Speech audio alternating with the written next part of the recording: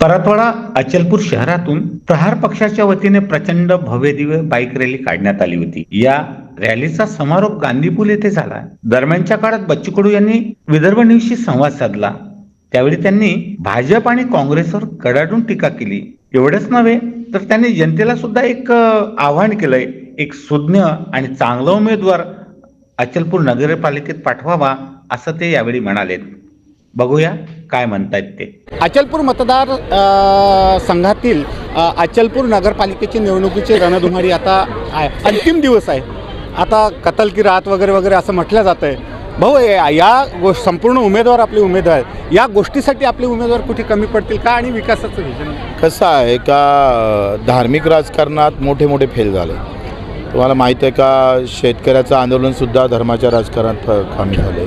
त्याच्यानं कार्यकर्ता धार्मिक राजकारण किंवा जातीच्या राजकारणात किंवा पैशाच्या या स्पर्धेत आम्ही टिकूच शकत नाही। पण तो प्रयत्न करतो आहे आपण, कारण आखरी प्रयत्नाशील परमेश्वर असं म्हणतं, प्रयत्नाला यश येत राहतं आणि आपण तो प्रयत्न करतो आहे। आज नाही उद्या त्याला चांगला फायदा होईलच।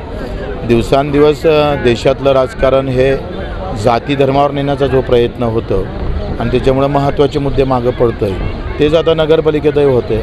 म्हणजे या देशातला राज्यातला मुख्यमंत्री नगरपालिकेत जाऊन जाऊन इथं धारणीले आले, पण धारणीतल्या आदिवासीचे प्रश्न ऐकायसाठी नाही आले, प्रचारासाठी आले।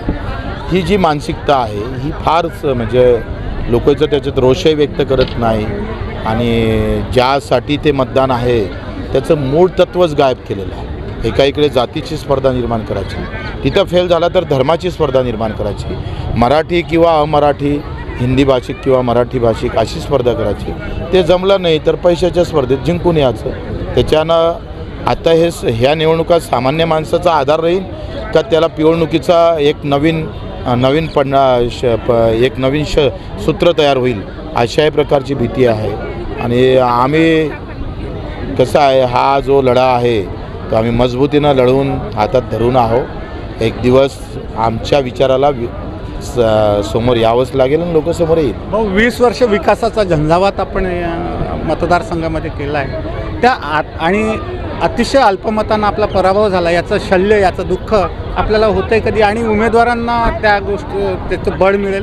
आता पडण्याचं दुःख तर सगळ्यालाच येतं ना, असं कोणता माणूस आहे का हारल्याचं दुःख होत नाही। पण त्याच्यापेक्षा काही लोक असे म्हणतात का बच्चू कडू असतात तर गरिबाचं जे प्रश्न सुटायचे किंवा त्यांना जे हिंमत होती, काय हिंमत होती का बच्चू कडू आमदार आम्ही जातो त्याच्याकडे, ही जी हिंमत होती ना हीच खऱ्या अर्थानं खचली आहे। आमचं नुकसान काय होणार आहे?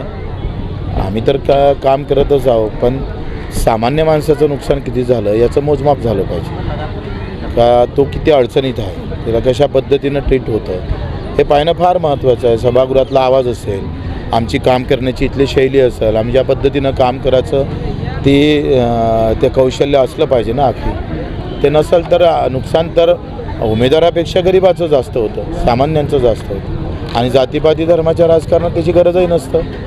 आम्हाला त्याची गरज आहे कारण आम्हाला कामातून निवडणुका जिंकायच्या आहे। उद्याची निवडणूक आहे, मतदारांसाठी आव्हान नेमकं काय करणार तुम्ही? मला असं वाटतं का कुठलाही असं हिंदू मुसलमान असं न जाता सामान्य मतदारानं त्या धर्मावर न पाहता त्याला त्या उमेदवाराचं व्यक्तिमत्व पाहून समोर गेलं पाहिजे। मागच्या वेळेस आपण फीस केले निवडून आणले, मग आपलेच लोक शिव्या देत होते का नाही देत होते?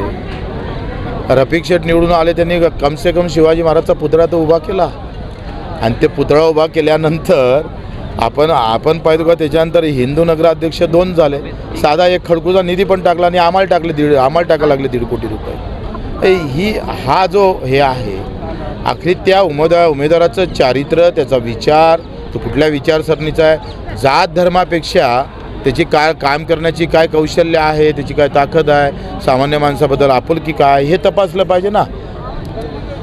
म्हणजे ते तंत्रच तुम्ही सोडले आणि दुसरंच थर्मामीटर लावायला लागले तर मग काय अर्थ काय? निश्चित धन्यवाद बच्चू भाऊ आमच्याशी बोलल्याबद्दल। तर हे होते बच्चू भाऊ कडू, अतिशय रोखठोक आणि स्पष्ट मत त्यांनी मांडलेलं आहे। जात धर्म पंथ हा इथं महत्त्वाचा नाही तर विकास महत्त्वाचा आहे। पंकज साबूसह ललित कांबळे, विदर्भ न्यूज, अचलपूर।